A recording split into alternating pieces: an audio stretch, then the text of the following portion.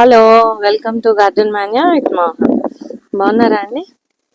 చాలా రోజులు అయిపోయింది వీడియో తీసి, ఎందుకంటే 10-15 రోజులుగా వర్షం పడుతుంది, అందుకని చెప్పేసి నేను నర్సరీలో వీడియో తీయట్లేదు. హలో మోహన్ గారు.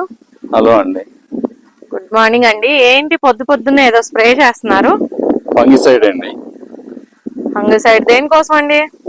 కంటిన్యూస్ గా వానలు పడినాయి కదండి, అందుకని కొంచెం లీఫ్ రాట్ లేదంటే స్టెమ్ రాట్ కానీ, లేదంటే ఎక్కువ వాటర్ ఎక్కడ నిలబడినా కొంచెం ఫంగస్ అటాక్ అయ్యే అవకాశం ఉంటుంది కదా, అందుకని ఫంగిసైడ్ స్ప్రే చేస్తున్నామండి. మోహన్ గారు, ఫంగసైడ్ అన్నారు కదా, ఏం ఫంగసైడ్ వాడచ్చు? అది ఇంకొకటి ఏంటంటే, మనం మోతాదు మీరు ఎలా వాడతారు అంటే, ఇప్పుడు చాలామందికి ఇంట్లో ఒక 4 మొక్కలు ఉంటాయి, ఒక 10 మొక్కలు ఉంటాయి అనుకోండి, వాటికి ఏ విధంగా ఎంత పాళ్ళు వాడచ్చు అనేది చెప్పండి. ఫంగిసైడ్ అనేది ఏదైనా వాడుకోవచ్చు అండి, కాకపోతే బ్రాండెడ్ కంపెనీస్ తీసుకుంటే సరిపోతుంది. సాఫ్ కానీ, బ్లైటాక్స్ కానీ, రీడోముల్ గోల్డ్ కానీ ఏదైనా వాడుకోవచ్చు.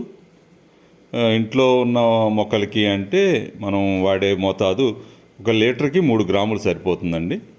ఆ మోతాదు ప్రకారం కలుపుకొని ఈవెన్గా చక్కగా స్ప్రే చేసుకుంటే సరిపోతుంది.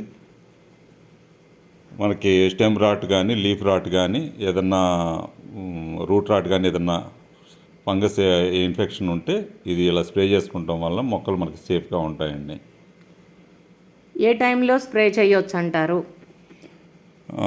మార్నింగ్ అవర్స్ కానీ, ఈవినింగ్ 4:30 తర్వాత కానీ చల్లని టైంలో మనం స్ప్రే చేసుకోవాల్సి ఉంటుందండి.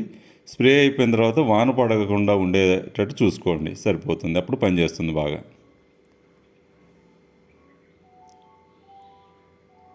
మరి విడిగా కూడా ఇలా స్ప్రే చేసుకోవచ్చు అంటారా?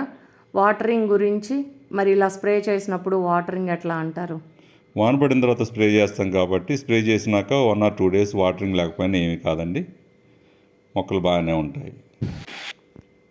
థ్యాంక్స్ మోహన్ గారు, thank you very much. Thanks for watching garden Manya with Mohan.